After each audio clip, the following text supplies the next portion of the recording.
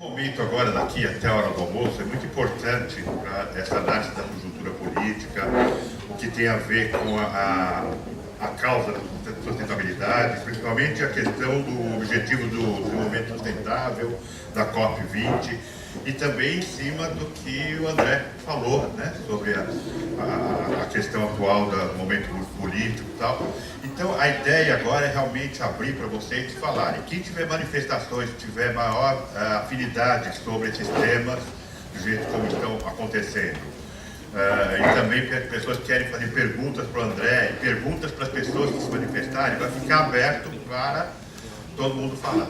Como foi falado antes do coffee break, tudo vai ser disponibilizado, né? Mesmo sendo dito que às vezes não é, mas o compromisso do Instituto é disponibilizar, inclusive a filmagem. Vocês estão vendo que todo o encontro está sendo filmado e gravado, tá? E estará muito próximo, acho que no YouTube, não é isso? Não sei se, né, terminando o encontro, não muito tempo, vai estar tudo disponibilizado, porque isso só não dá para ser online, porque aqui não tinha o link para isso, senão daria para ser online, todo mundo participando, mesmo quem não viesse. Por conta dessa gravação e da filmagem, vai ser muito importante que as manifestações sejam feitas no microfone. Só que nós não temos microfone para rodar todo o salão. Então, as manifestações e perguntas, a gente vai sempre pedir um pouco de paciência para as pessoas virem até aqui na frente, ou aqui próximo da frente, e se manifestarem. Quer dizer, a ideia é abrir mesmo, tá? E, conforme as pessoas vão falando, provocando a conversa, porque é muito importante para o alinhamento de vocês em termos dos conceitos que nós estamos discutindo. Ok? Roberto, então, e outra coisa, as inscrições, a Gilda, que está aqui na frente, tá? Ela vai fazer as inscrições, então, às vezes um pouco de paciência, porque ela pode não ver, né? Mas vamos tentar fazer uma sequência e tal. Nós temos até a hora do almoço, que é mais ou menos 12h30. Então, nós temos um bom tempo para fazer essa conversa, que é muito importante para a continuidade do encontro hoje à tarde e amanhã o dia todo. Ok? As inscrições já estão sendo feitas pela Gilda. Gilda, já tem alguém inscrito, Gilda? Tá, tem o Maurício. Tá. Vamos começar pelo Maurício? Adriano. Bem, bom dia a todos e todas. Sou Maurício da Rede Nossa São Paulo. Bom, antes de mais nada, eu acho que a palestra do André trouxe um conjunto de temas, questões para reflexão. E um deles eu gostaria de frisar, que é algo que a gente tem vivido com a implantação do programa Cidades Sustentáveis e a nossa própria história de participação, controle social, trabalhar com indicadores, vem comprovando, né? Às vezes a gente pode enveredar por uma interpretação da dificuldade de se pensar da maneira holística, totalizante, para fazer planejamento integrado, para olhar a sustentabilidade como tema transversal a todas as políticas públicas e ao planejamento. E a gestão também, né? Não adianta só colocar no planejamento se a gestão não tiver a prática do trabalho integrado, né, entre todas as secretarias e etc. Mas existe uma outra questão que eu acho que talvez seja mais complicada para a gente debater e enfrentar, que nem sempre é um problema de conceito, de visão do gestor público.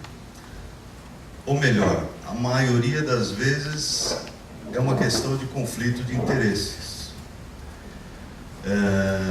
Nós, quando fazemos política, a política geralmente é movida pelos interesses. E não são interesses só ideológicos, projetos, visões, são interesses muito concretos, como a gente vê no dia a dia, como a política se torna um balcão de negócios, né? E como o Estado é utilizado ou para alimentar esse balcão de negócios ou para fazer parte de um dos lados dos processos que estão em voga, né? E eu queria dar um exemplo muito concreto com a crise da água em São Paulo. Segundo os estudiosos, os técnicos, São Paulo hoje tem água para 60 dias. Não mais do que isso. Se São Pedro não ajudar, que é a esperança dos gestores públicos. Estão esperando a chuva, né? Existe um processo de planejamento na empresa responsável pela água em São Paulo, que há mais de 10 anos previa dificuldades seríssimas caso esse planejamento não fosse executado. Esse planejamento não foi executado. Nesse meio termo, a Sabesp foi privatizada. O Estatuto da Sabesp, que é a empresa de água de São Paulo, coloca que a distribuição de lucros para os seus acionistas deve ser de 25%. Teve ano que a Sabesp distribuiu 60% dos seus lucros. A média, desde que ela foi privatizada, é de aproximadamente 35%, 10% acima do que o próprio Estatuto diz. Então, a gente pergunta, como é que uma empresa que tem interesse em vender a água vai economizar água? Como é que ela vai dizer para os consumidores, não usem a água, se ela está vendendo a água? Nós temos todo o raciocínio da oferta de água, por exemplo, que é um problema seríssimo que a gente precisa começar a aprofundar. Nós temos uma visão que o Brasil tem uma abundância de água. Não tem uma abundância de água. Do Nordeste para baixo, nós temos problemas seríssimos de água, né? Como é que uma empresa vai dizer para os seus consumidores, não comprem, se ela quer vender, se ela quer distribuir lucros, na Bolsa de São Paulo e na Bolsa de Nova York também? Então, eu acho que a gente precisa aprofundar um pouco as contradições, porque o nosso modelo de desenvolvimento é insustentável. Não é só a cabeça dos políticos que não conseguem compreender isso. Nós vivemos um modelo de desenvolvimento que é absolutamente insustentável, porque ele é baseado no giro, na produção, no giro e no consumo intenso de mercadorias e de recursos naturais e de emissões. Toda essa lógica desse modelo de desenvolvimento produz emissões de uma maneira intensiva. Então nós temos que ver que há um problema de compreensão, há um problema dos partidos políticos, dos gestores públicos, de compreenderem a sustentabilidade como uma forma de pensamento que influencia a gestão pública, o planejamento, mas há uma questão que é fundamental, que é de conflito de interesses, e que nós estamos vivendo isso, e essa é uma equação profunda que a gente precisa discutir. Por isso que a gente trabalha com indicadores, com números, para dar um pouco de cientificidade e de capacidade técnica na nossa argumentação e na nossa proposição de políticas públicas, de incidência política, etc. Mas nós precisamos entender que o buraco é mais embaixo. Nós temos um conflito seríssimo de uma sociedade que vive intensamente produzindo mercadorias, e os recursos naturais viraram mercadorias. Como é que nós vamos sair dessa?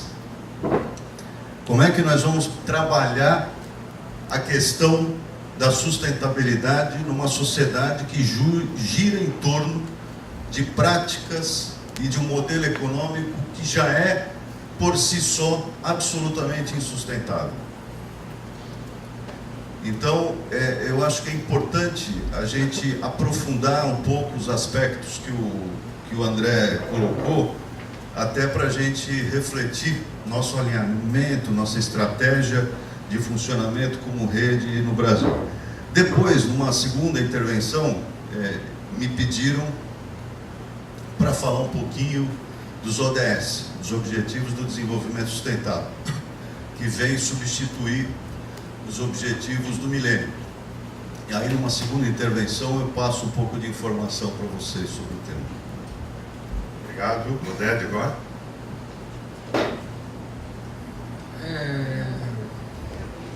Bom, eu não ia falar disso, mas acho que é interessante compartilhar com vocês essa história de conflito de interesses, né? Não sei quantos de vocês acompanharam a nossa batalha para que o diesel usado no Brasil contivesse menos enxofre, né? Você sabe que o diesel no Brasil era extremamente mortífero. Estou falando mortífero, mata, né? A inalação dos ares das nossas cidades contaminadas pelo diesel, o diesel contém partícula de enxofre que você respira e que provoca um câncer, e câncer que mata. Milhares de pessoas no Brasil pensam que é problema respiratório, de repente tem câncer, ou porque fumou, não fumou, e nós conseguimos reduzir a quantidade de diesel, de enxofre no diesel brasileiro, com uma grande batalha com a Petrobras. A Petrobras não queria reduzir, porque isso implicava em mudança de investimentos, em deslocar recursos que estavam empregados em uma determinada área para refino do diesel. O nosso interlocutor da Petrobras, na época, era o Paulo Roberto Costa e o Gabriel. E foi uma batalha muito dura, inclusive muito turbulenta, né? O que implicava tirar recursos do Abreu de Lima, Passadina e outros para melhorar a qualidade do diesel e atrapalhar o negócio. Isso é história verídica e muito pesada. Depois conto detalhes pesadas com ameaças pessoais, com violência. A gente não sabia, não tinha ideia da dimensão da gangue que a gente estava enfrentando, disposta a fazer qualquer coisa. Então, dizer para vocês que isso foi conseguido porque a gente se aliou a várias outras organizações, a vários grupos, a vários escritórios de advocacia. Então, enfrentando, não de peito aberto, mas nós conseguimos, com essa aliança aí, de novo reforçando a ideia de trabalhar junto. Sozinhos ia ser difícil, né? Então, sobre a importância de a gente estar junto, isso nos respalda bastante. Mas eu queria ressaltar uma coisa que o André colocou, dar uma ênfase ainda maior pelo seguinte. O André colocou isso na apresentação dele, os exemplos internacionais, né? E as coisas que vêm de fora. Com todas as dificuldades que vocês possam ter, né, em trabalhar no que vocês estão trabalhando, que nós estamos trabalhando, e trabalhar em sustentabilidade, vocês podem ter certeza absoluta que vocês estão no caminho certo, não só porque isso é a coisa certa de ser feita, porque isso, mais cedo, mais tarde, vai virar a grande agenda mundial. Pode ter certeza absoluta nisso. Vocês não estão indo contra a corrente, vocês não estão fazendo coisas de louco, que não sabem o que fazem, que está errando o que está fazendo. Vocês estão se adiantando no Brasil algo que vai ser e está sendo a grande agenda mundial. Pode ter certeza absoluta nisso. A ONU, no ano que vem, vai estabelecer para o mundo os objetivos do desenvolvimento sustentável, que vai substituir os objetivos do milênio. Não é à toa, né? Que vai ser objetivos para todos os países, toda a humanidade. Talvez não vai ser tudo aquilo que a gente imagina, mas vai ser nessa direção. As cidades europeias, as cidades dos Estados Unidos, várias da América Latina, do Japão, da Austrália, vocês vão na cidade, esse é o assunto. Ligado diretamente ao prefeito. Nós vamos realizar, vocês já viram, no ano que vem uma conferência internacional, a gente está chamando o prefeito e os países para falar exatamente disso. é a agenda deles.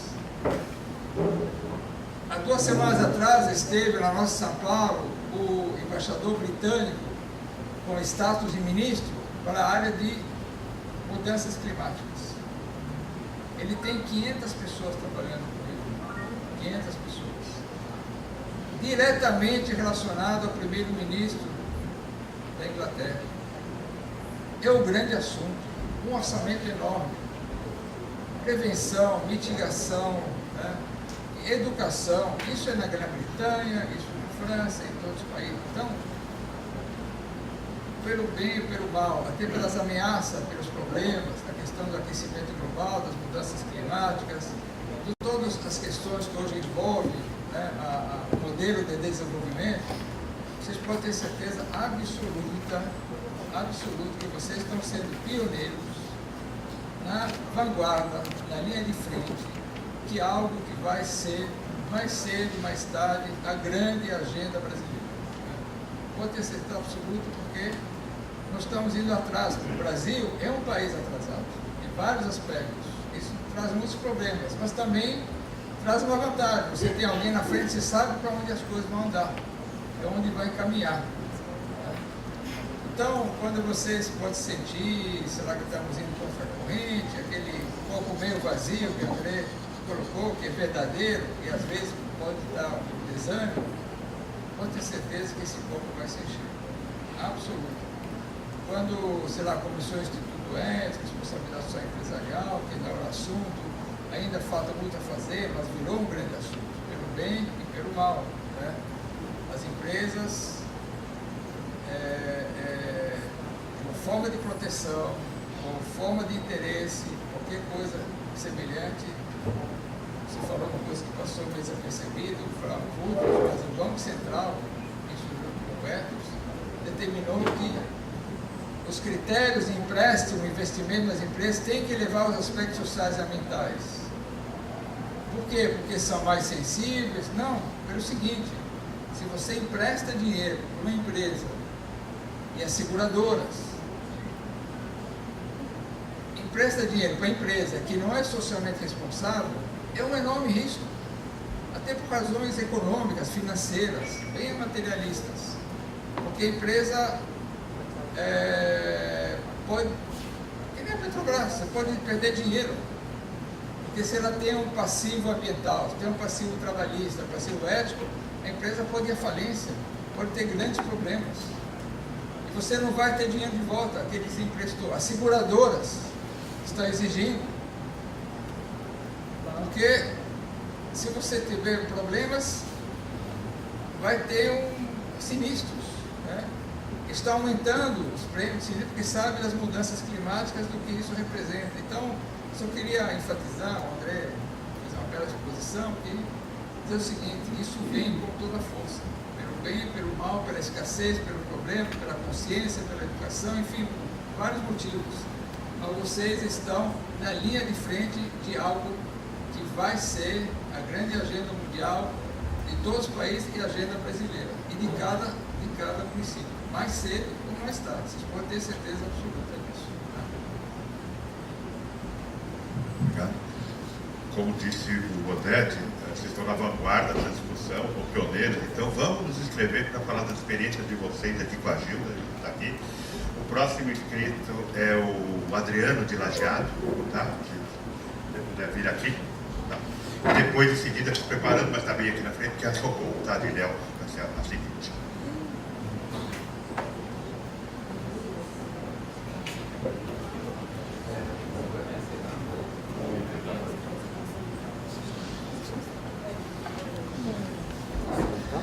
Bom, pessoal, não consegui cumprimentar pessoalmente todo mundo, mas nós somos de Lajeado, Rio Grande do Sul, por parte do Observatório Social, e é um prazer muito grande participar dessa discussão, porque na verdade os observatórios estão pensando dessa mesma forma, buscando também a questão da sustentabilidade, mas me chama a atenção, a partir das discussões que o André trouxe, de forma muito prática, muito própria, a questão do gestor público, municipal especialmente.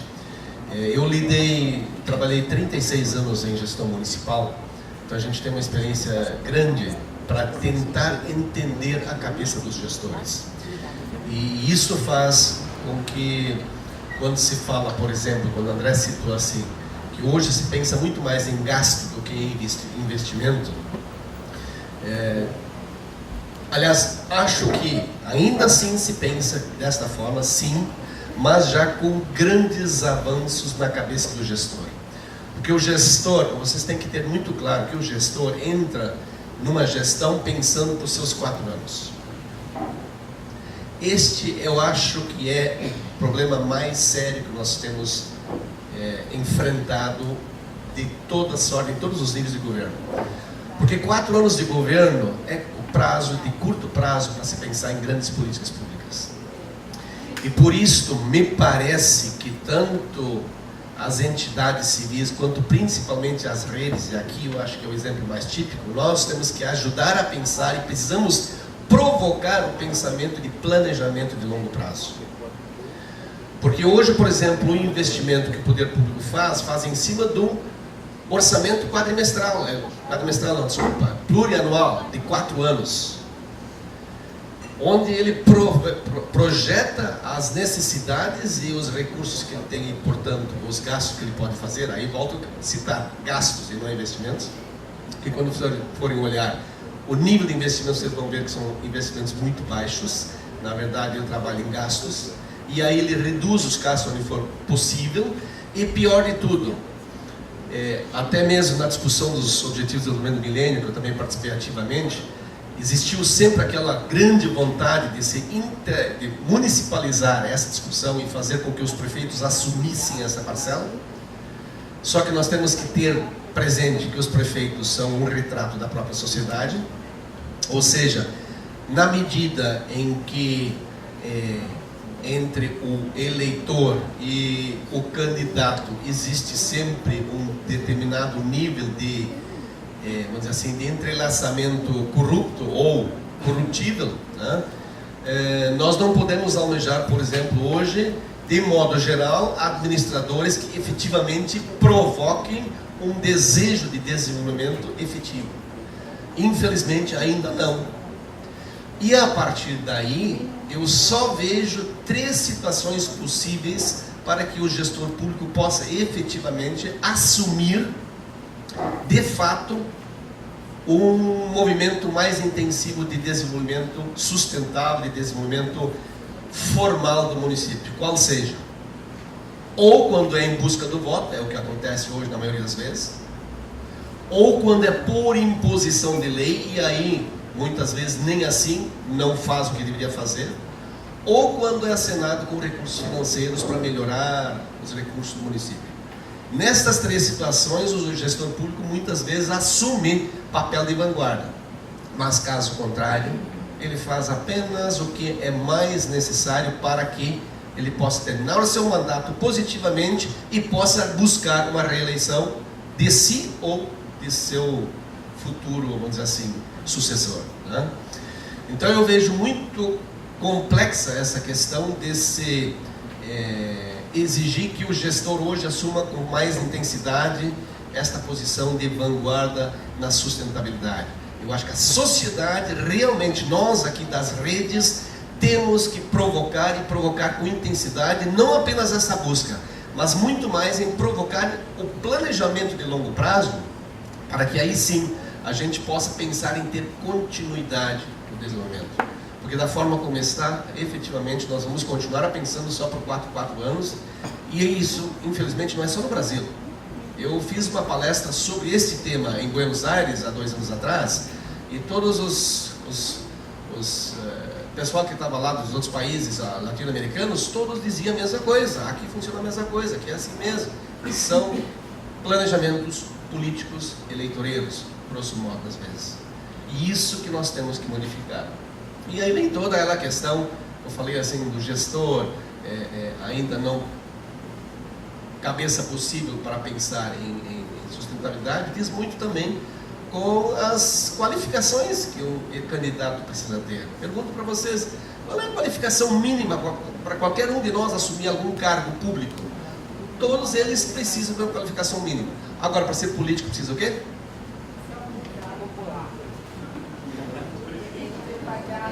ter voto, infelizmente. Muito obrigado. Obrigado. Agora a Socorro de Ilhéus e em seguida o Jorgi de Ilhéus. Olá, estou aqui vencendo a minha timidez para falar para todos vocês. Entendi. Foi o Oded que disse, vai vencer a timidez, eu disse, vou. Mas, André, querido, parabéns pela sua apresentação. Eu só tenho uma preocupação. O Carlos vai entregar para todo mundo, mas eu não sei depois o que foi que você falou daquele copinho meio cheio, o outro meio vazio. E aí eu vou ter um monte de slides com figuras que eu vou interpretar da forma que eu quiser. E eu gostaria de levar o que você falou, que foi muito bacana. Que lindo. Mas eu quero falar que eu acho que a gente tem, em rede nós já estamos, a gente já percebeu e tem percebido a importância de trabalhar em rede. O que me preocupa hoje já, Oded, é como nós fazermos a transversalidade entre as redes. Me preocupam as redes que surgem e que fazem o mesmo.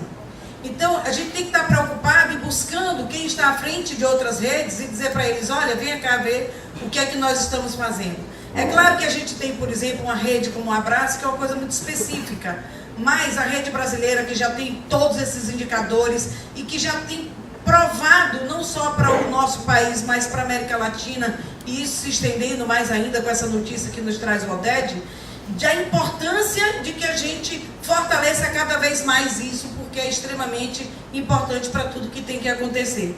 Então hoje a gente tem a RAPS, falando sobre sustentabilidade. Eu estou lá no grupo de trabalho de sustentabilidade e fico às vezes preocupado. Eu digo, olha, o que é que nós queremos fazer aqui? Porque indicadores de sustentabilidade nós já temos na rede brasileira. Então como é que a gente vai trabalhar também para que isso se complemente, ao invés de que esteja se competindo, complementando ao invés de competir. E é assim que os movimentos dentro da rede também têm que trabalhar, de forma colaborativa, de forma transparente, como a gente exige isso dos governos, para que aconteça transversalmente também essa nossa atuação enquanto sociedade civil, daquilo que a gente exige que os governos façam. Então, diz você que nós não somos loucos, e também eu tenho certeza de que tudo que a gente está fazendo aqui já foi feito, já foi dito, já foi conversado, alguém já inventou esse negócio. Mas eu não consigo não entender, e isso tem que ser um assunto e não um assunto, de que o tema sustentabilidade tem que estar dentro das religiões. E que a gente tem que encontrar uma forma de entrar lá.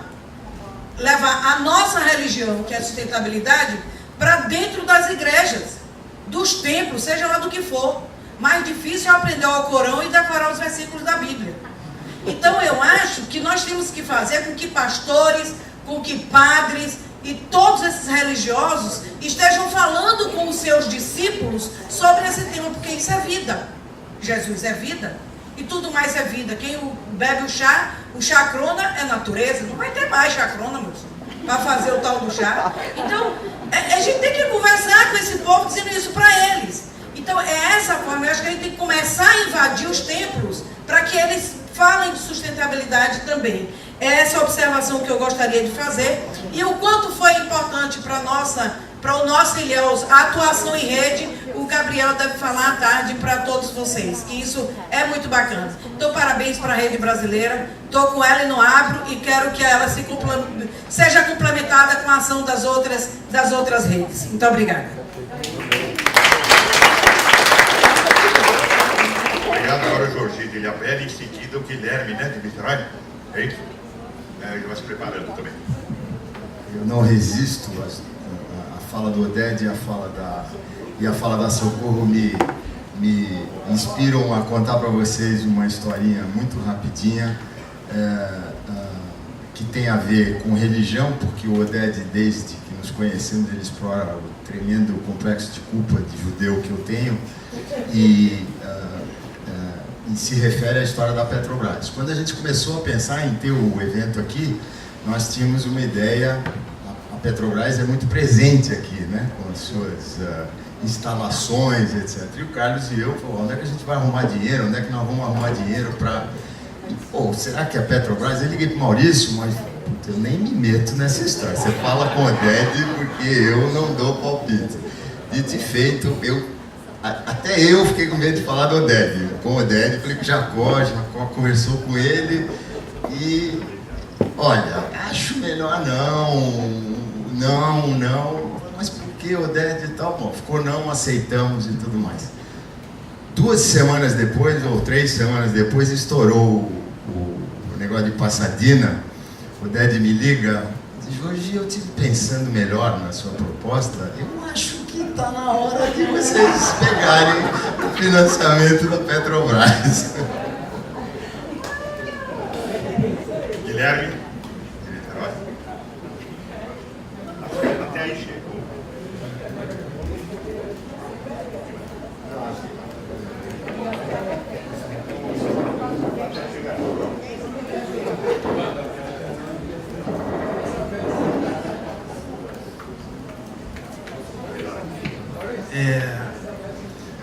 Queria fazer 2 reflexões com vocês.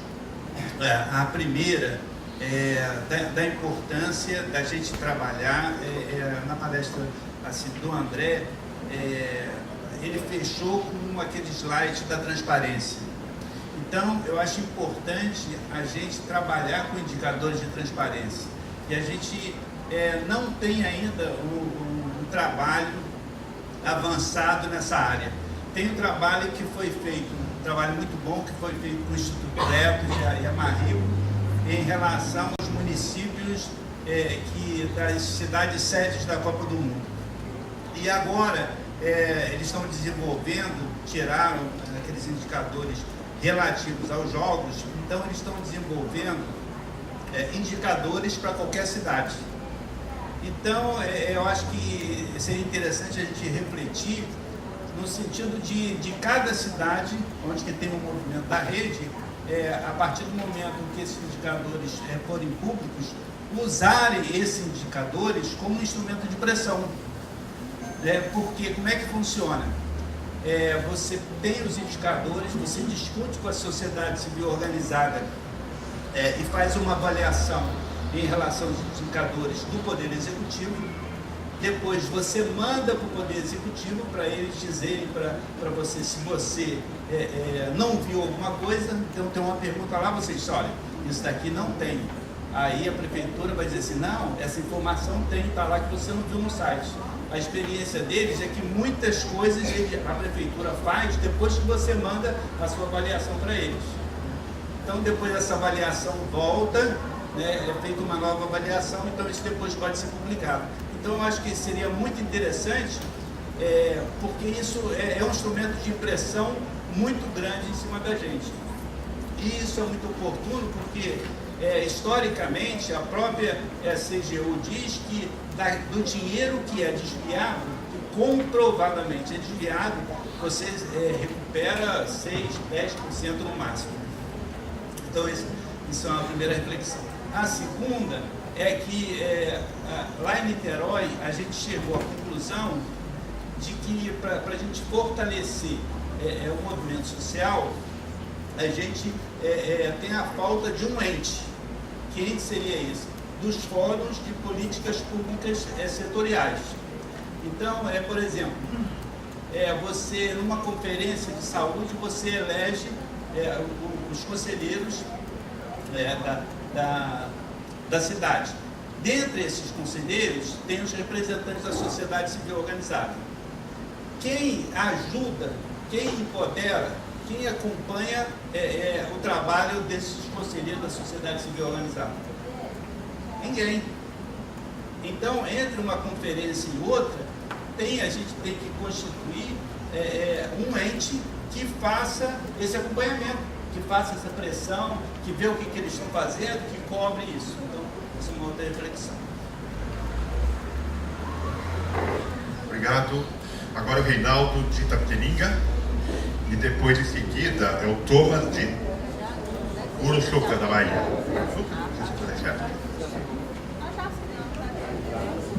Bom, pessoal, primeiramente, não é Itatinga nem Itapetinga, é Itapetininga. Bom, quando a gente fala assim, nós somos de Itapetininga, fala, é Itatinga na Bahia? Não, é Itapetininga, São Paulo, sudeste de São Paulo. Tá, nós estamos aqui com o copo completamente vazio, né? E a gente está procurando, viemos buscar, pedir socorro em relação ao que nós podemos fazer com a nossa cidade sustentável, tá? Que nós criamos, temos reuniões, mas ainda não tivemos o apoio, né, assinatura, compromisso do prefeito e nem da Câmara de Vereadores, tá? E nem temos dados oficiais em relação ao que pode ser feito e aplicado. Não temos projetos e então ficamos meio assim à deriva e viemos aqui para procurar socorro. O Maurício até esteve lá nos visitando, dando uma palestra, né, Maurício? E viu que a realidade é completamente essa que nós estamos trazendo aqui. Somos o terceiro maior município de extensão territorial, né? Temos 150 mil habitantes, cerca de 150 mil habitantes. Estamos sofrendo uma expansão municipal com novos loteamentos e nenhuma diretriz, né? Não estamos assim fazendo a coisa direito e estamos crescendo desorganizadamente. Não temos nenhum parque ecológico, né? Temos até recursos naturais muito bonitos, mas não são trabalhados como deveriam. Estamos se organizando para que possamos fazer alguma coisa, mas é muito difícil, principalmente quando a gente ocupa na sociedade um cargo de empresário, né? A gente pode sofrer retaliações, porque hoje a política ela é retaliativa, ela é vingativa, ela muitas vezes, como o André falou, você é mal visto, né? Você não está ali fazendo bem, e sim fazendo mal para essas pessoas, né? Para esse capitalismo, para essa política cada vez mais consumidora, né? de propinas, né? Então a gente fica buscando, né? novas metas, novos trabalhos para que sejamos assim, tenhamos, né, um início. E aqui eu estou vendo que a gente pode, né, através dessa rede, da gente levar alguma coisa, né, ideias e até projetos que estão dando certo para que nós consigamos, né, passar por esse meio, porque a cidade ela oferece muito para que seja trabalhado isso. Ela é um laboratório, assim que eu vejo, com muita facilidade para se trabalhar isso, né? Mas falta vontade política, falta apoio das empresas, né? E até eu estava conversando com o Guilherme, e ele falou assim, mas vocês já procuraram isso? Vocês já procuraram? Quer dizer, todos os meios possíveis a gente já foi atrás, né? Então, que esse encontro, né, aqui de Ilhabela nos revele, entendeu? Qual é o posicionamento que nós devemos ter em relação à nossa cidade, né? E se tratando aí de meio ambiente, mobilidade social, tudo que se refere, porque as pessoas realmente veem só como verde, né? Quando eu estava falando assim, não, é só floresta, só. E não é muito extenso. Qualquer coisa que você faça para melhorar, né, ela vai trazer um resultado muito grande. E quanto à religião que ela falou, eu acho que se começar a pôr que o consumismo exagerado, sem necessidade, né, e a não reciclagem é pecado, eu acho que já começa a melhorar bastante, né? Nós vamos ter bastante gente já ajudando nós nessa batalha.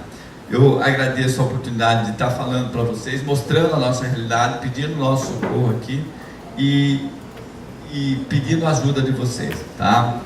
Obrigado.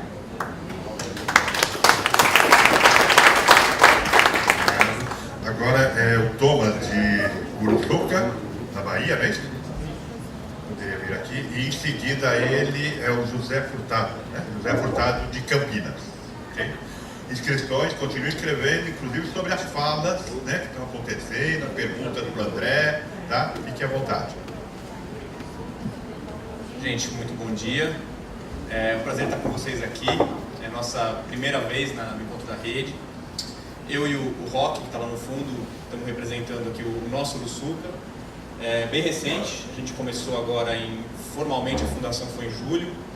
E estamos no começo, uma cidade vizinha a Ilhéus, né? Socorro é nossa padrinha e madrinha, grande apoiadora. Acho que o Instituto Nosso Ilhéus dá uma grande força nesse começo.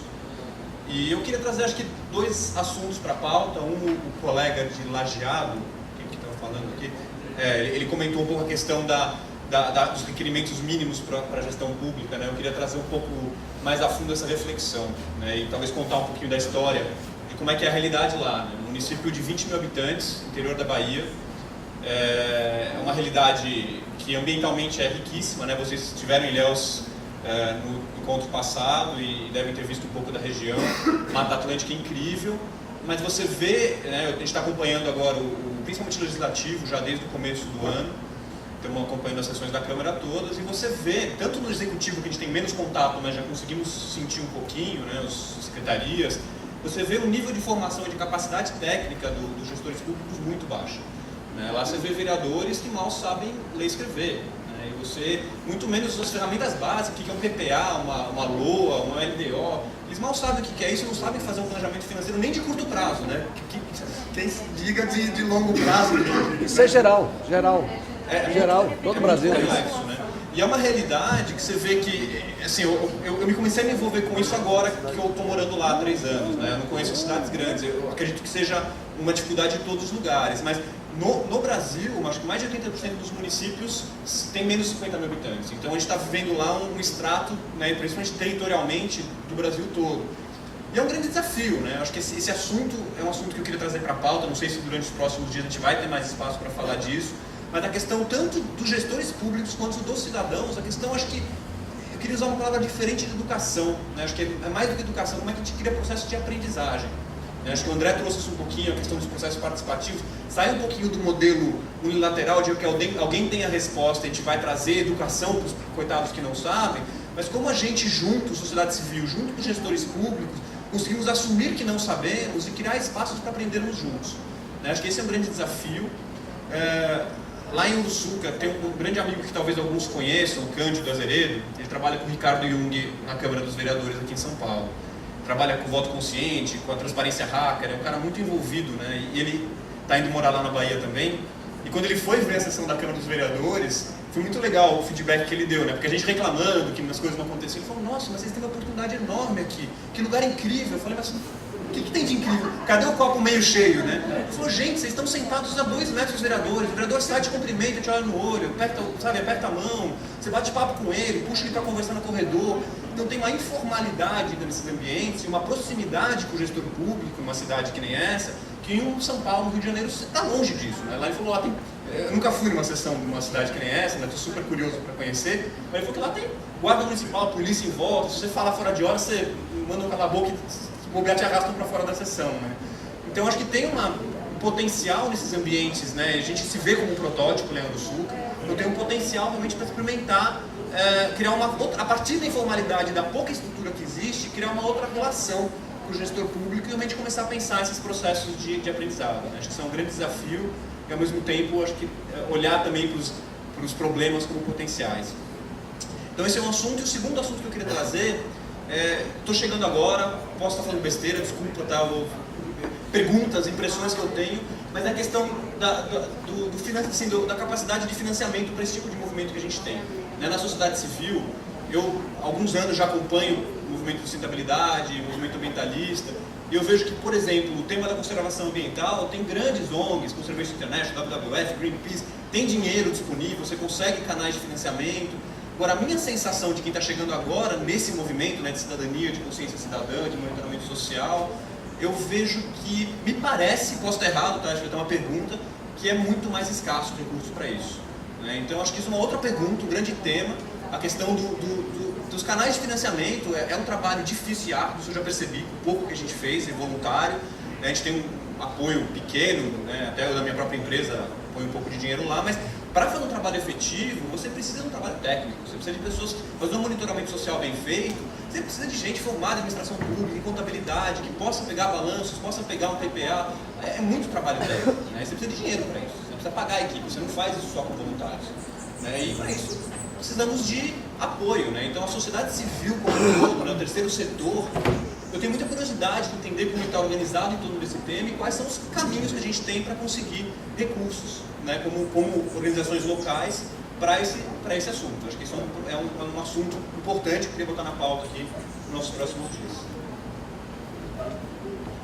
Obrigado, tem várias pessoas se inscrevendo agora, Gilda, mais uma pessoa ali. Agora é o José Furtado, de Campinas, São Paulo, em seguida a Lucenir da Fundação A Vida.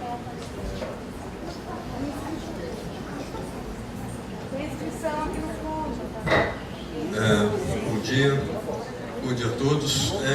Eu queria trazer uma preocupação que vem desde ontem na apresentação da Márcia sobre os indicadores da ilha, que foi a questão de estar caindo, né, a participação das pessoas, os indicadores vêm caindo desde 2008, né, e a questão do reconhecimento também do Instituto. Eu fiquei preocupado com isso, questionei a respeito do que ela recomendaria, né, enquanto auditora, enfim. É uma questão que eu acho que a gente deve pensar muito seriamente, e ela está fechando de alguma maneira aqui hoje, agora, com tudo que já foi colocado aqui. A questão da educação, que eu considero a educação cidadã, né? Mas na realidade não é bem educação, talvez cultura, ela fecha com essa participação e com o próprio financiamento das nossas atividades, né? Como buscar financiamento das atividades se as pessoas não dão valor, não enxergam os institutos como entidades que estão colaborando para a gestão da cidade, enfim. Eu acho que a gente tem um desafio que é a questão que dá volta na educação. No caso, é o que a gente está considerando como educação cidadã. Eu acho que eu estava procurando o Politize, cadê? Está lá atrás. Eu acho que tem tudo a ver, né, fechar, é uma iniciativa fantástica de induzir educação, jogar educação na rede, e nós estamos, o Campinas que queremos, né, nós estamos trabalhando nisso aí também. Eu queria trazer dois movimentos que nós estamos participando e que de alguma maneira foram citados. O Cidades Transparentes, né, que está sendo puxado pela Maribo, pela Abrace, Etos, enfim, né, e nós estamos participando, vamos fazer a medida de qualidade dos portais de transparência das capitais e de algumas cidades menores, né? No caso, nós vamos fazer de Campinas também. E a parte do plano de metas, né? Eu não sei se ontem ou foi hoje, foi citada a questão da lei, né, que obrigaria os gestores a fazer o seu plano de metas, etc. Mas aí a gente cai na questão dos 4 anos. Né? O plano de metas, de novo, um período curto, 4 anos é nada na vida de uma cidade. O PPA, idem, 4 anos, tem uma vantagenzinha que entra um ano na gestão seguinte, mas também é curto. O plano diretor, que é uma ferramenta importantíssima na cidade, e as pessoas não sabem, não conhecem, a sociedade ignora o plano diretor, fica achando que o plano diretor é para definir apenas zoneamento, quando ele vai muito além disso, né? E nós estamos vivenciando isso agora em Campinas, que São Paulo fez um exemplo fenomenal, né, do trabalho do plano de metas agora, que terminou no ano passado, se não me engano, no ciclo, e Campinas em 2016, e nós estamos já trabalhando lá, tentando puxar as coisas, mas é muito difícil se as pessoas não sabem o que é, e dá um nó novamente na questão da educação cidadã, do crescimento das prerrogativas, dos direitos, né, e deveres do cidadão. Todo mundo hoje tem muita consciência dos seus direitos, do ponto de vista de paguei imposto, então exijo, né, mas não tem noção eu acho que da sociedade nós perdemos esse referencial das nossas obrigações como cidadãos. E, então, nessa questão do plano de metas, a nossa proposta, que nós estamos colocando lá em Campinas, que eu acho que é o que eu queria trazer para vocês também, é que seja feito um plano diretor de 10 anos, que seria, digamos, a obrigação de lei, mas nesse escopo de discutir um plano diretor, que nós estejamos pensando em planos de Estado para 20, 30 e 50 anos também, dentro do município. Né? Isso seria fantástico se nós conseguíssemos, nessa lei, enfim, nesse arcabouço de discutir um plano de metas, uma exigência de plano de metas do governo de 4 anos, a gente exigisse que esse plano de metas siga um plano de Estado, enfim, um plano de longo prazo, realmente, e aí tem que ser coisa de 20, 30 anos para as cidades. É isso, obrigado. Obrigado. Luceli,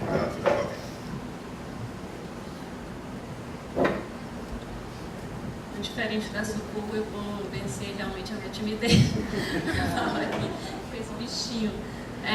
Primeiro, assim, dizer que eu estou super contente em ver que, apesar da iniciativa do Movimento Nossa Salvador, a gente não ter conseguido emplacar de fato, mas outras cidades da Bahia estão avançando, Camaçari, enfim, eu fico bem satisfeito. Eu acho que logo em Salvador a gente vai conseguir retomar o processo que a gente iniciou e deu uma esfriada. Na verdade, eu ia só comentar um pouquinho sobre um ponto que o André falou, que eu acho assim, super interessante, que é a questão das novas tecnologias para controle social, os aplicativos cívicos, que está assim, uma galera jovem, ativista, super empenhada, desenvolvendo ideias extremamente criativas.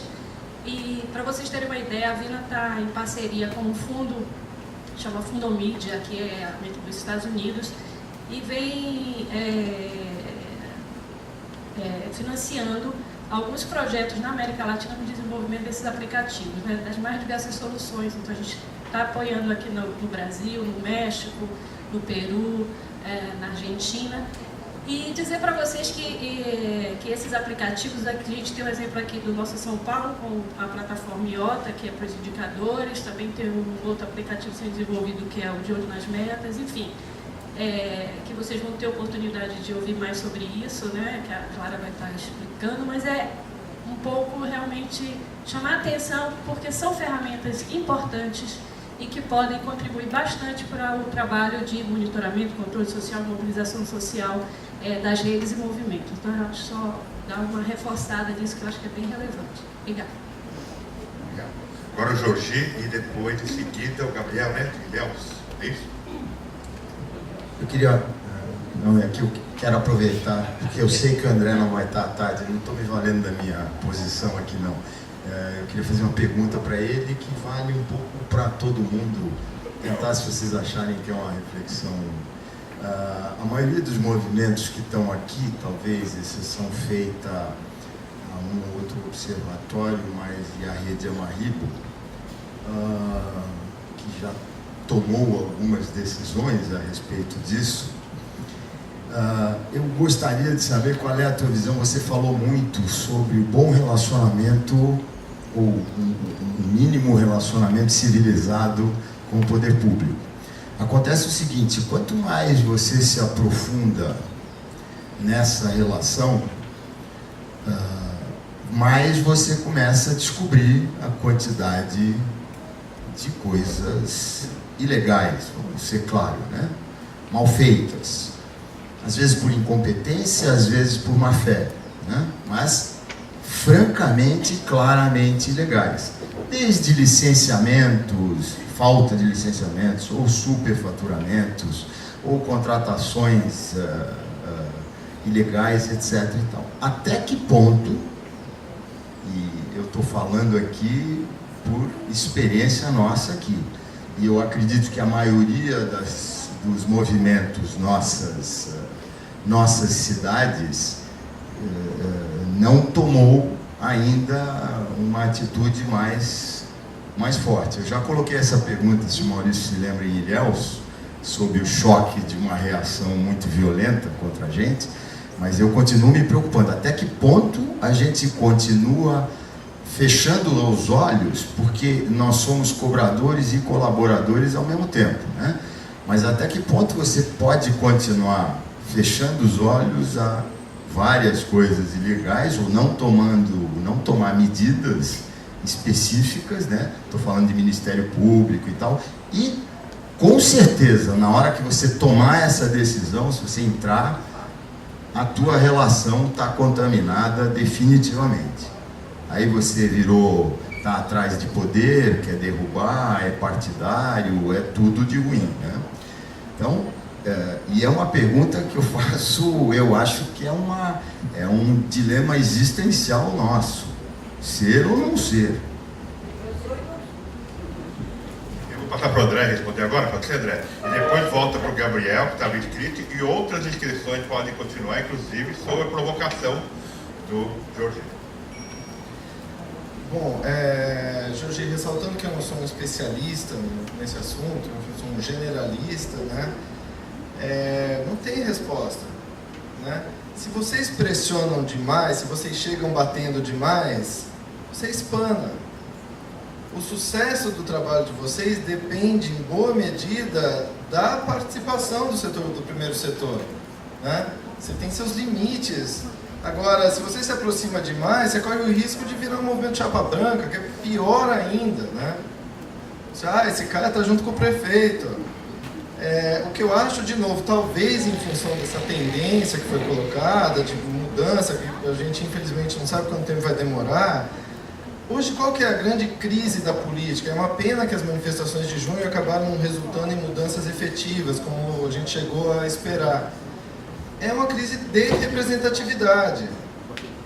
É basicamente uma crise de representatividade. Então, o gestor inteligente, eu acho que esse pode ser um caminho, ele pode perceber que há um capital humano, sociedade civil, que quer ajudar, que quer instrumentalizar a gestão pública e de graça, está oferecendo isso de graça, não um serviço que está vendendo para a prefeitura. E com isso ele ganha o quê? Representatividade na sociedade civil. Então talvez o caminho de mostrar, olha, isso aqui é uma ferramenta de ganho de representatividade, talvez possa ser uma... Mas e aqui eu acho que isso vale horas de discussão, eu não me atrevo a ter uma resposta para essa... Eu acho que não. Eu acho que a gente tem nossos limites. Eu acho que pessoalmente aqui a questão ética, que acho que talvez seja um dos pontos altos desse grupo especificamente, eu não consigo. A gente teve no evento que a gente faz uma vez uma estatal, e é muito comum isso num dos eventos, que queria propor, não, você vai aqui, mas tal dinheiro vai para uma conta lá do diretor de marketing e tal. A gente falou ok e mandamos a denúncia pelo canal de denúncias adequado da companhia. Não aconteceu nada, mas a gente mandou. Não dá para aceitar, porque aí você está compactuando com tudo pelo qual a gente está lutando contra. Mas é muito complicado, muito complicado. Pessoal, agora é o Gabriel de Ilhéus, né? E nós temos inscritos aqui, já são 5, é isso? Cecília, do Rio Como Vamos, a Karina de João Pessoa, Cléo de Brasília, o Ivan de Belém, o Caio de Ilhabela, Cíntia de Betim, Minas Gerais, e o Maurício novamente quer falar. Então, você começar a pensar que acho que as inscrições começam a se encerrar na fala agora do Gabriel, pode ser? Para dar tempo de a gente almoçar. Tudo bem, Gabriel? Bom dia, pessoal. Só respondendo um pouquinho a provocação do Jorge primeiro. Jorge, eu acho que a gente tem que ser exemplo de transparência, né? Então, a gente não pode aceitar esse tipo de coisa, não pode compactuar, tem que denunciar e tem que servir de exemplo, né? Então a gente tem se esforçado também para ser transparente. Tudo que a gente cobra do poder público, a gente tem que fazer ainda melhor. Eu fui provocado pela fala do Thomas, do nosso do Suca, sobre essa questão da mobilização de recursos. A gente está desde janeiro em Ilhéus tentando institucionalizar uma estratégia de captação de recursos, e é um desafio imenso, né? A gente não pode receber dinheiro do Estado, recurso público, obviamente, A gente não consegue pegar das empresas locais, porque as empresas locais ou estão em algum tipo de conluio com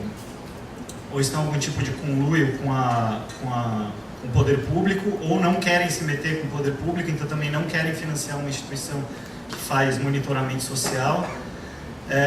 Então a gente chegou à conclusão de que a solução a longo prazo seria que os cidadãos se apropriassem, né, do Instituto, se apropriassem das nossas causas. A gente reformulou o nosso site pensando nisso, mas assim, as pessoas ainda não entendem nem o que a gente está fazendo direito, né? Não entendem o que é o controle social e o monitoramento, né? A gente está preferindo chamar de monitoramento, porque controle é uma coisa que parece meio da ditadura, né? Então a gente está chamando agora de monitoramento social. As pessoas nem entendem o que é esse monitoramento, não entendem direito o que o Instituto Nossa Ilhéus faz, e já entendem que o Instituto é uma força, mas a gente já virou meio que um governo paralelo, né? Uma segunda prefeitura. Então, quando tem uma denúncia, eles procuram a prefeitura e o Instituto, né? Então, a gente agora virou um poder, né? Um poder público também, não é o caso, né? Então, a gente tem um duplo desafio, que é evangelizar, né, as pessoas para essa questão da participação social, para que elas se entendam como cidadãos e o papel delas, e se apropriem das nossas causas e doem recursos para isso, né? Então, assim, é uma longa jornada, vai demorar até que as pessoas entendam o papel delas para manter esse tipo de trabalho, né? Então eu faço aqui uma provocação para a rede. Pelo que eu ando acompanhando, eu estou trabalhando no Instituto desde janeiro e não tive ainda a oportunidade de participar da rede, presencialmente como a gente está fazendo aqui. Não me parece haver uma articulação conjunta da rede para a captação de recursos, né? Então eu queria propor que a gente mobilize esses recursos que a gente tem aqui, que é essa inteligência coletiva, e trace estratégias de captação de recursos coletivas também, porque eu acho que a gente como rede tem muito mais capacidade de mobilizar recursos para as nossas causas do que localmente. Lá em Ilhéus eu sei que eu não vou conseguir recurso para manter a nossa instituição, mas a nível nacional provavelmente sim. Tem empresas, tem, né, grupos atuando a nível nacional e até empreendedores, pessoas com muito recurso que estão procurando iniciativas como a nossa e que têm interesse, mas que não sabem que a gente existe, né? E quando eu vou lá falar em São Paulo para um grande empresário, a gente tem uma iniciativa lá em Ilhéus, o cara fala, mas o que eu tenho a ver com Ilhéus? O problema é de vocês. Vai falar com o empresário de Ilhéus, né? Então, será que não é possível que a rede consiga mobilizar toda essa inteligência coletiva aqui, esses ativos? Eu imagino que não é só a gente que tem uma área específica de captação de recursos. Será que a gente não consegue se coordenar e traçar uma estratégia conjunta para isso? Obrigado. Agora é a Cecília do Rio Como Vamos, e as pessoas que estavam inscritas naquele momento, continuam inscritas, tá? É só para a gente poder ir encerrando as inscrições mesmo, para dar tempo de irmos almoçar. Provavelmente muitos desses temas, dessas coisas, vão continuar sendo debatidas à tarde e amanhã, não? Bom, gente, bom dia, bem boa tarde. Queria compartilhar, foi um exemplo citado pelo André, muito bem colocado, foi um exemplo recente que o Rio Como Vamos fez, que funcionou e que de repente pode ser usado pelas demais instituições. Que é o seguinte, o Rio Como Vamos acredita que para que o cidadão tenha acesso à melhoria da qualidade de vida da cidade, ele precisa ser bem informado, né? Sem informação, fica muito complicado. Essa informação a gente sabe que ela não chega aos diferentes meios. Primeiro que se você entrar num site, por exemplo, da Secretaria Municipal de Saúde do Rio de Janeiro, você vai encontrar lá uma sopa de letrinhas que ninguém vai entender absolutamente nada. É uma informação difícil de ser encontrada, difícil de ser entendida. Então, em 2009, nós chamamos todos os candidatos à Prefeitura do Rio de Janeiro. Na época não se sabia nem ainda quem era o vencedor, que foi depois, logicamente, o Eduardo Paes, que está aí no seu segundo mandato, e a gente convidou para ir à sede do Rio Como Vamos para assinar um termo de compromisso para que, depois de se saber o resultado da eleição, esse vencedor assumisse a responsabilidade de entrar com um projeto de lei junto às instâncias aí legislativas para que se criasse, então, um plano de metas para a cidade do Rio de Janeiro.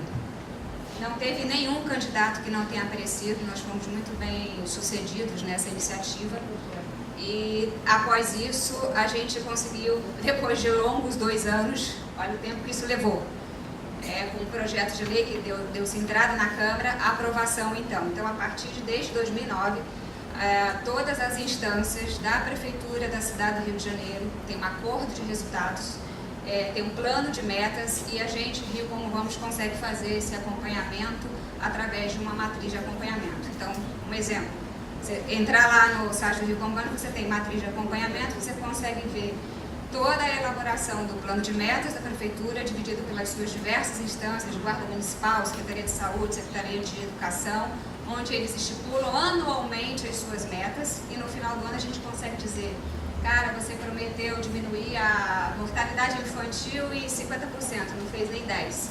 E com isso, o cidadão tem, sim, um instrumento de cobrança eficaz, porque não adianta a gente ficar na base do achismo dizendo: isso não melhorou, piorou. A gente precisa de indicadores, né? Nada melhor do que indicador. Mas a gente também percebe que existe outro lado da questão. Esse ano, eleição presidencial estadual, nós chamamos os candidatos ao governo do estado do Rio de Janeiro. E apesar do Rio Como Vamos ter uma abrangência local, né, é só o município, a gente achou que esse termo de compromisso deveria ser estendido ao estado. Foram vários candidatos, só apareceram 2. Crivella e o Ney Nunes, que é de um partido menor, uma representatividade pequena no cenário eleitoral. Nem o Pezão deu as caras lá. Não, mas aí a gente também não desistiu. Depois que as eleições terminaram, a gente já sabe o resultado, a gente tem uma agenda já marcada pessoalmente com o Pezão para discutir, aí vai ser pior, né, cara a cara, essa questão da necessidade da criação de um plano de metas para o Estado. Porque o que você vê no âmbito estadual são ações isoladas. Você tem metas, por exemplo, na Secretaria Estadual de Educação, alguma coisa na área de saúde, mas você não tem uma integração entre as áreas. Então a gente acredita nisso. Primeiro, dar essa possibilidade para o cidadão cobrar. Cobrar como? Através de indicadores. E a gente procura então fazer esse trabalho de articulação, que eu acho que pode ser feito em todas as cidades, independente do tamanho, que é você criar um compromisso desse político, desse gestor, com aquilo que efetivamente deve ser feito e a população, logicamente, ser mobilizada para colocar em prática aquilo que foi prometido. Tá bom? A Karine de João Pessoa e depois em seguida a Cléo de Brasília, tá?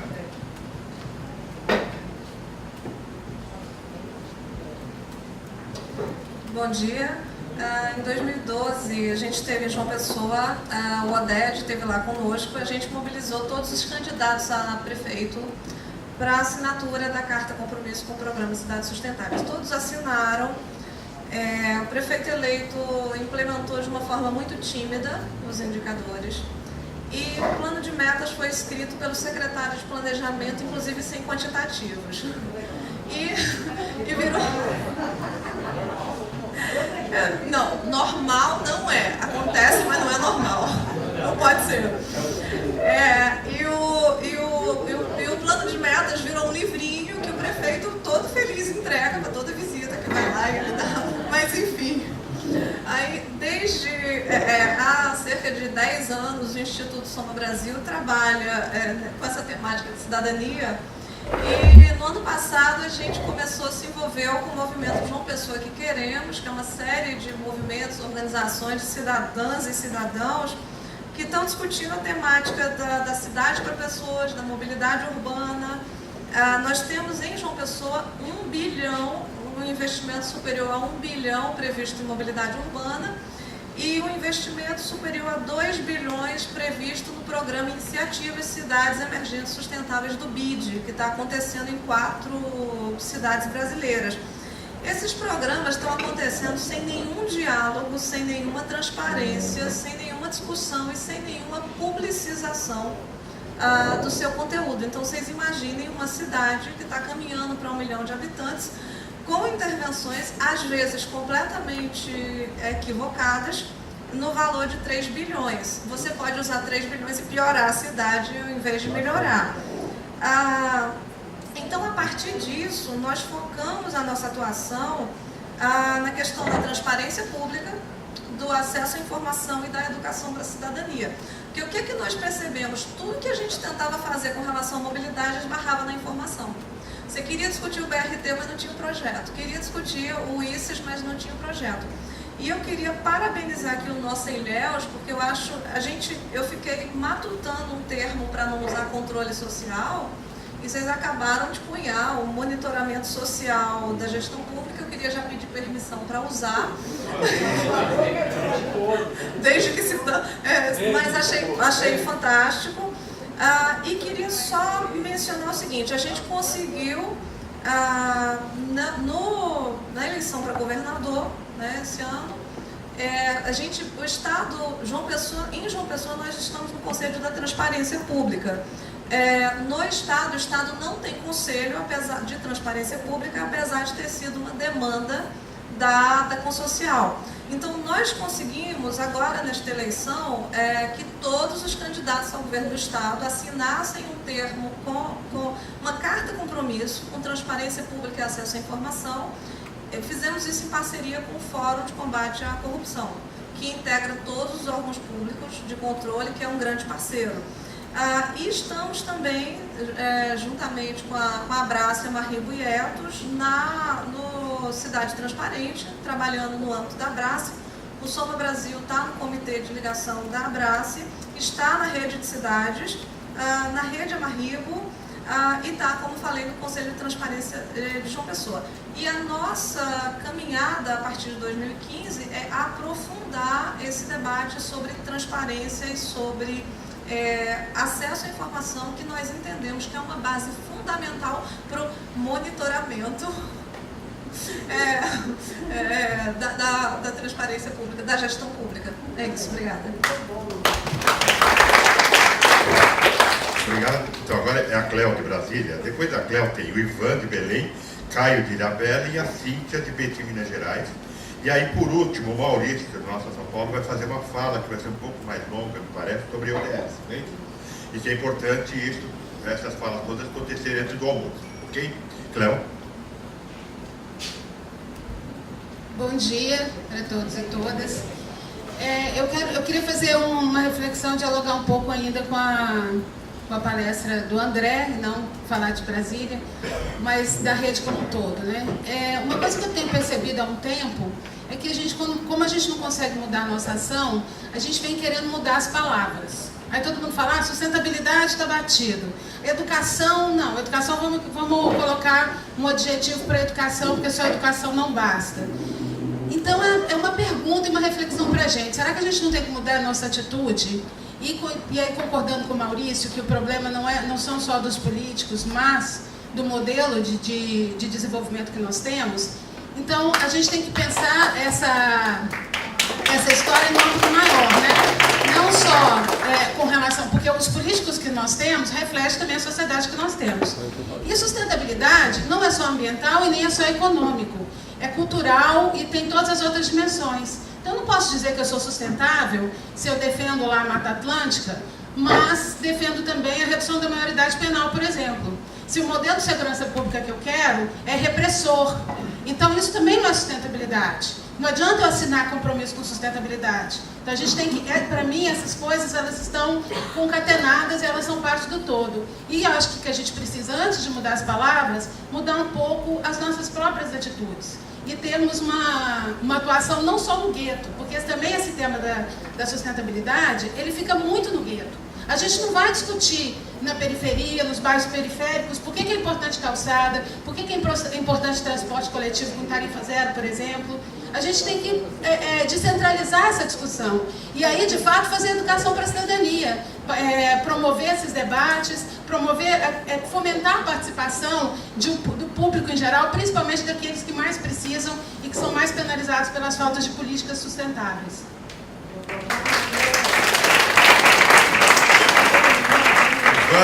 Ivan de Belém, e depois seguido o Caio de Ilhabela.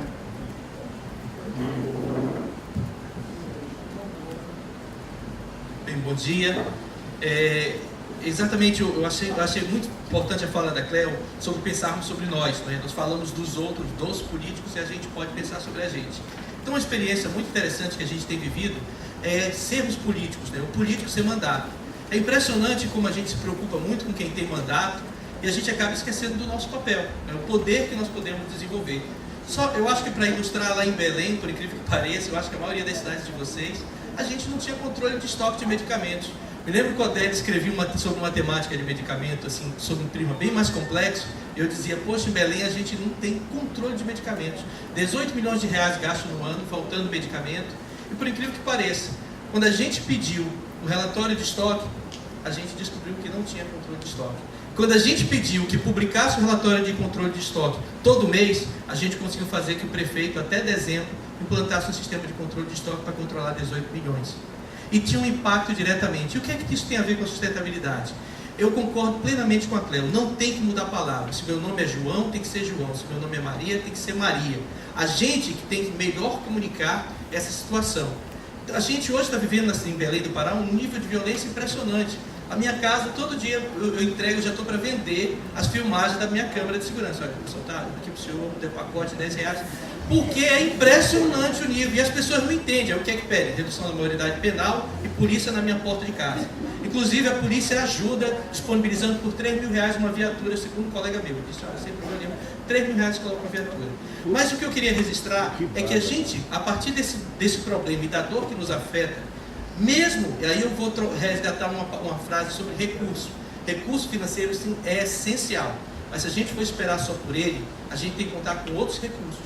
Que eu me lembro muito bem que foi colocado na reunião, foi pelo Odete, os recursos não materiais. É o conhecimento que nós temos, do nosso colega, do nosso amigo, são as redes, os mobiliários, os equipamentos que muitos privados que são colocados. Se a gente colocasse esse dinheiro, a gente vai ver que nós mobilizamos sim muitos recursos, e às vezes a gente não mostra para os nossos financiadores, a gente tem uma relação de conversa com ele de pires na mão, quando a gente tem um patrimônio riquíssimo, que a gente não coloca na discussão de uma possível negociação em um projeto. Bom, só para concluir então, o que a gente fala sobre essa questão da atitude do político é uma coisa bem clara, e serve tanto para o político quanto para a gente. E é o tema exatamente da campanha que nós lançamos na internet, quem puder curtir, é o melhor remédio é a transparência, tá? O melhor remédio é a transparência, a gente já conseguiu no Pará, está no Facebook, um decreto onde o governador disponibilizou a senha de acesso para o controle de estoque para todas as associações de defesa de sociedade. Nós vamos fazer inspeções cidadãs a cada quadrimestre. Para a gente ter uma ideia, o governo do Distrito Federal não permitiu, na gestão da Aguinaldo, disponibilizar essa informação, porque tinha muita informação no relatório de medicamento, né? Isso foi feito pedido e no Pará a gente conseguiu. Então, a gente quer colocar uma coisa bem simples, é que primeiro, nós temos que ter transparência nas ações do político e na nossa. E para concluir, eu vou relembrar uma frase que eu acho que, uma historinha muito simples, que retrata muito a relação e a essência dos observatórios sociais, do quais nós fazemos parte na filosofia. Quando um cidadão atravessou um sinal e o guarda apitou o sinal vermelho e perguntou a ele, o senhor não viu o sinal vermelho? Ele respondeu, seu guarda, o sinal vermelho eu vi, eu não vi, foi o senhor. Então é muito claro isso, nós somos uma hora guarda e a outra hora é o setor público é o guarda, então é transparência para todo mundo. Aí quero ver, política se faz, a boa política se faz com transparência. O problema é que quando a gente conversa aqui, vai para o bastidor. Então, esse desafio é o primeiro passo que a gente pode fazer uma grande transformação. E para concluir, eu queria lembrar que hoje no Brasil, o maior problema não é o poder legislativo nem o poder executivo, os dois, porque a gente lava os dois a cada 4 anos. Hoje o maior problema no Brasil se chama poder judiciário. Um poder que não tem a condição mínima um poder onde todo mundo assiste a admitir que está recebendo auxílio moradia para indenizar algo que não é indenizável, a sua própria casa que ele comprou. Um auxílio moradia, e o presidente do Tribunal de Justiça admite que isso é uma forma de burlar o teto constitucional. Então como é que a gente vai falar em denunciar político diante de um poder judiciário que está nesse nível? Quando a gente constata em São Paulo um garoto abraçando um guarda pedindo pelo amor de Deus que não jogue bomba na sua casa, por uma decisão de um juiz que determinou a desocupação exatamente na véspera que o ministro Luiz Fux concedeu auxílio moradia para aquele juiz que estava desocupando aquelas pessoas. R$4.000 que possibilitaria no estado de São Paulo alocar 62 mil pessoas pagando seu aluguel social de R$500. Então, eu gostaria de colocar o seguinte e responder exatamente a pergunta do colega. Acho que a relação sempre é de respeito. Nós nunca batemos no gestor, nós batemos no problema. No problema é o nosso foco. Agora, nós temos plena noção, nós temos que tomar muito cuidado que quando temos denúncias em organizações onde são pagas para serem isentas e tem uma influência política, exatamente, que são as pessoas que são escolhidas para aquelas que têm mandato, pelo sistema político partidário que nós temos. Então, hoje, o maior desafio, eu posso dizer para vocês, a crise das nossas instituições, ela só pode ser superada com essa rede que tem aqui, que eu sempre insisto em dizer, nós temos hoje uma pênfia, que é o inverso da máfia. Enquanto a gente tiver isso em todas as instituições, a gente vai poder transformar essas nossas instituições. Hoje, infelizmente, no Brasil, eu não consigo enxergar instituições que você possa dizer: eu conto com essa instituição. Você pode falar: eu conto com setores das instituições. Acho que esse é o primeiro passo para a transformação. Transparência, essa articulação em rede e, principalmente, a capacidade de você mostrar para o seu companheiro de cidade que você tem um poder infinitamente superior quando você tem o poder da vontade e o compromisso com a causa coletiva. Tá ok? Muito obrigado.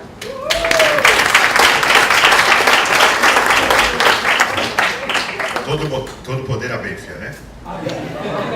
Caio. E a Bela. Olá. Eu quero aproveitar a licença do André para fazer uma pergunta. Talvez vocês estranhem. O que é transparência?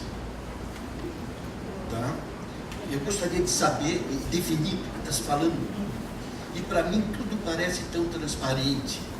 Quando um político ele não fornece as informações, ele está sendo transparente. Ele está dizendo a você para que ele veio. Na escolha dos seus assessores, né, por exemplo, se o Maluf fosse convidado para ser ministro da Fazenda, a gente já teria, né, um viés da política. Aqui na cidade, nós tivemos isso, né? O prefeito eleito convidou para chefe de gabinete uma pessoa reconhecida na cidade, né, que estava cumprindo pena por estelionato. Enfim, ele é transparente em tudo que ele faz. Eu não sei se nós não deveríamos especificar o que é transparência. Por favor.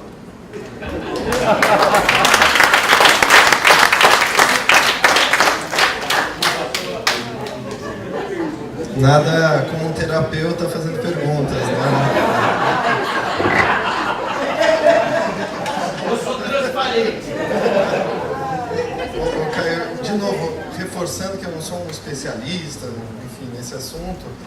E é até engraçado, um dia desses, eu fazia muito tempo que eu não ouvia taxista em São Paulo falando bem do Maluf. Eu vi um dia desses, fiquei tão assustado. Essa roubalheira de hoje, o Maluf, pelo menos todo mundo sabia que ele roubava. Impressionante. Uma coisa que a gente estava brevemente conversando ontem com o Maurício sobre o regime militar, né, e tudo que aconteceu e como as pessoas não sabiam disso. A gente, olhando a foto e o filme, são duas realidades muito... A gente aumentou muito o nível de transparência das informações do setor público. É impressionante, tanto que hoje a gente consegue acessar alguns sistemas, né? Talvez a questão não seja o nível em si de transparência, mas como ele é traduzido e como ele chega nas pessoas. Porque você, o Jorgi, ele sabe dessa questão do assessor que está sendo nomeado, ou de como o orçamento da cidade está sendo distribuído, mas a população, o grosso da população, ou seja, o grosso dos eleitores, não sabe.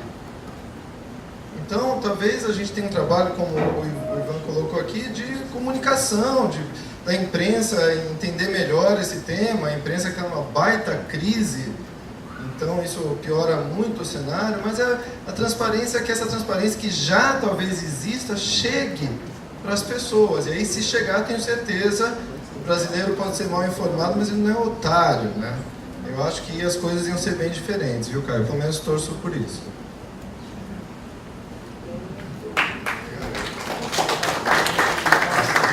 De Betim.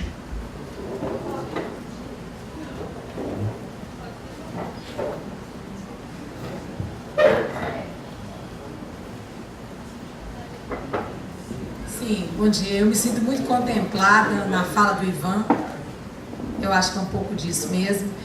Só a questão da fala do Jorge, que ele falou que os movimentos são colaboradores e controladores, mas a gente esqueceu, cobradores, mas nós também somos provocadores, né? Então eu só quero completar isso, assim, que muitas vezes o olhar da denúncia e tudo pode não partir de nós, mas nós podemos provocar as pessoas para que elas façam isso.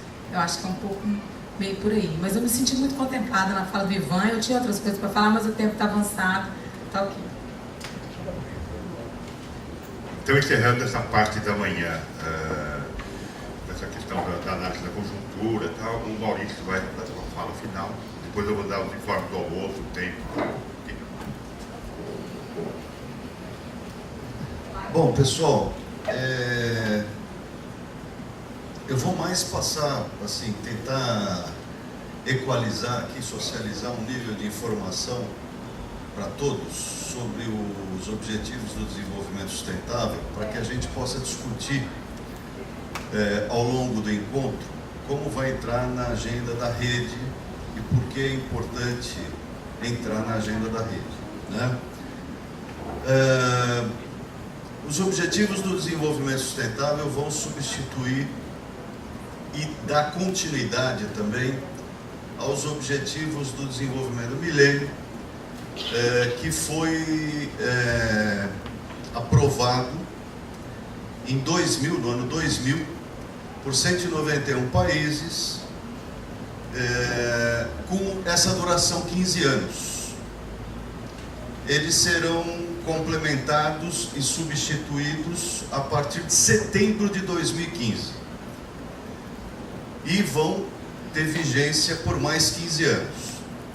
Além deles reforçarem e retomarem algumas questões dos objetivos do milênio que não foram atingidas em nível mundial, como o combate à pobreza, à fome, a questão ainda, né, da desigualdade entre os países, que é um tema que está sendo muito debatido,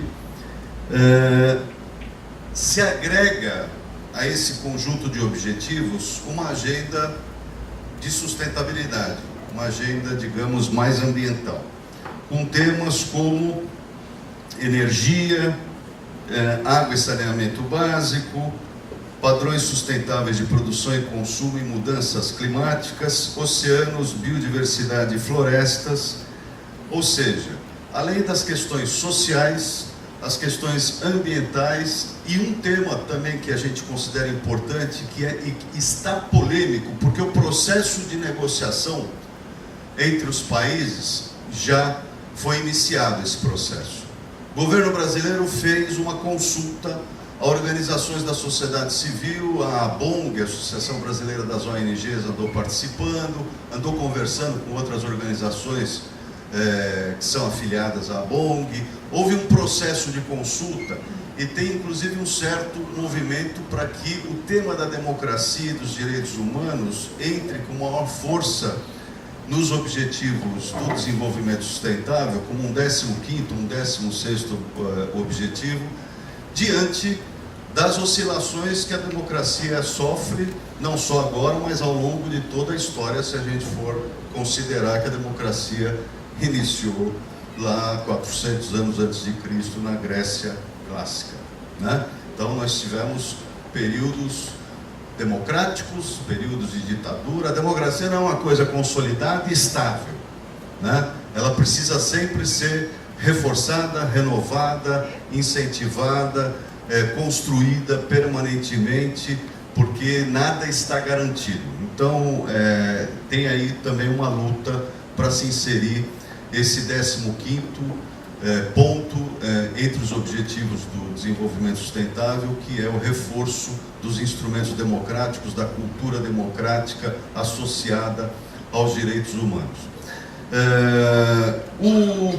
Por que é estratégico para nós? Obviamente vai entrar numa agenda internacional por 15 anos, deve ter aí o acerto entre os países para se chegar a um consenso. 200 países vão assinar essa agenda para os próximos 15 anos, e nós sabemos o quanto é demorado ganhar capilaridade essas metas e esses indicadores até chegar em cada município brasileiro, leva-se anos, como os ODMs levaram e outras grandes conferências internacionais ou acordos internacionais que também demoram muito para entrar na agenda política do país, chegando até a realidade dos seus cidadãos, as políticas públicas municipais, por exemplo.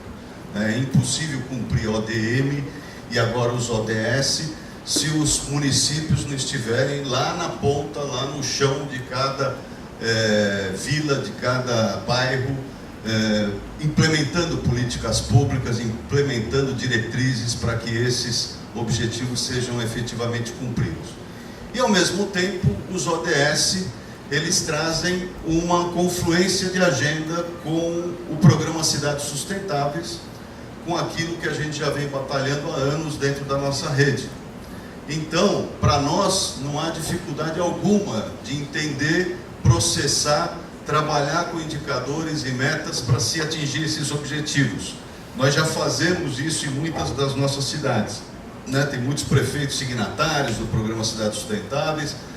Inclusive, provavelmente, as nossas referências de metas que tem no programa são mais avançados do que os acordos que serão feitos nos ODS, porque para 200 países assinarem, as metas serão, né, relativamente, digamos que light, né? Serão metas facilmente atingíveis, aí, no caso do Brasil, mas dificilmente atingíveis em caso de países com muito maior dificuldade, da África e etc, etc. Então, nessa média mundial, nós não teremos nos ODS metas muito significativas, mas mesmo assim, como é um apelo mundial, é uma política internacional que vai ganhar muita ressonância e que inclusive ajuda, facilita o nosso trabalho, que é mais avançado ainda do programa Cidades Sustentáveis, porque tem metas de referência com padrões, com níveis, né, mais elevados. Então essa confluência nos interessa, é importante para a humanidade, né? Criar uma agenda de sustentabilidade em nível mundial e que os governos vão ter que desenvolver políticas internas dentro de cada país até chegar no chão de cada município. Então nós vamos precisar nos preparar para isso, acompanhar, provavelmente tem algum repique no debate com a participação da sociedade civil para incrementar as posições do governo brasileiro junto à negociação diplomática que tem na construção desses objetivos. Então eu acho que, em primeiro lugar, nós precisamos colocar na agenda, ficar atentos, se houver fóruns, se houver espaços para debate ou para influenciar ainda essa agenda, seria muito importante que a gente participasse. Eu acho que a rede agora, nós vamos precisar nos organizar para fazer fluir essas informações, circular essas informações. Nós como Nossa São Paulo, estamos acompanhando isso muito recentemente também, de junho para cá, que a gente começou a receber convites, documentos, etc. Estamos começando a botar a cabeça nesse processo, nem estamos participando efetivamente, mas colocamos no nosso planejamento para 2015 e 2016, pelo menos, porque 2015 é o ano da implementação, do fechamento, da conclusão dos ODS e do início da implementação. 2016 é um trabalho que se agrega às eleições municipais. Então a gente, além do programa Cidades Sustentáveis, nós podemos estar levando os objetivos do desenvolvimento sustentável da ONU junto com os compromissos e as propostas que nós fazemos sempre na época da campanha eleitoral para os candidatos dos nossos municípios. Então, e aí tem um apelo, né? Tem um apelo que é um conjunto de compromissos em nível mundial, tem a ONU e etc, etc. Quer dizer, vai ser muito difícil algum prefeito, algum político falar, não, eu não vou me comprometer com isso daí, porque é um posicionamento mundial que 200 países deverão assinar, né? Então, mas precisa entrar na nossa agenda, a gente precisa ajudar a comunicar, a popularizar, a fazer com que esses ODS tenham um pouco mais celeridade do que outros processos, né, que se perdem, demoram muito até chegar lá na meta do prefeito, do município. Praticamente já passou muito tempo, já se perdeu muito tempo e os avanços socioambientais também acabam não ocorrendo. Então, se a gente ajudar a acelerar esse processo, se apropriar desse processo e incorporar nos nossos objetivos, nas nossas práticas, a partir de setembro de 2015, já nos preparando antes, então, acho que vai ser fundamental para fazer com que esses ODS se tornem realidade, pelo menos nas nossas cidades, e ajude a reverberar em nível nacional também. Acho que a gente pode ajudar a fazer isso reverberar com as nossas redes todas e etc. Então era mais isso que eu queria passar para vocês, para a gente colocar um pouquinho aí já atenção nesse processo, entrar no nosso planejamento e, de uma certa maneira, juntar, quando eles estiverem prontos, os objetivos do desenvolvimento sustentável ao programa Cidades Sustentáveis. Você quer complementar, Odete? Vou passar para o Odete, então, fazer o fechamento deste bloco aqui, depois aí eu dou orientações para o Bolso. Quando foram estabelecidos os objetivos do momento do milênio, na época eu estava no Etos, e a gente fez um processo exemplar aqui no Brasil, né? Eu não sei se vocês têm acompanhado o governo brasileiro, isso na época do Lula, ele pegou os objetivos do momento do milênio, porque os objetivos do desenvolvimento, tanto do milênio e sustentabilidade, não são objetivos para todos, é o patamar mínimo. Isso tem que ficar bem entendido. Não é que todos têm que andar, não, esse é o mínimo. A partir daí, cada país pode aumentar. E o Brasil aumentou em várias áreas, tem relatório anual, estabeleceu o relatório anual e até criou um prêmio, mobilizou a sociedade. Então, no Brasil, embora tinha muita coisa a ser feita, foi um processo exemplar. Nós aqui no Brasil, aí foi uma colaboração de um amigo nosso, para reforçar o objetivo do desenvolvimento do milênio, foi feita uma campanha para que os objetivos fossem conhecidos. E para cada um dos objetivos, não sei se vocês conhecem, quem conhece, foi agregado um logo, um logo. Esse logo foi criado aqui por nós. E aqueles 8 símbolos, e um amigo nosso, eu pedi para ele, para esse carro para ele, liguei para ele e falei, vamos. E aí foram criados, hoje são os logos mundiais, você vai na Índia, você vai na China, você vai no Afeganistão, você vai em qualquer país, na França. Esse virou os símbolos mundiais e o Brasil virou referência em termos de se engajar para que os objetivos do milênio fossem atingidos. Agora, muito longe do ideal.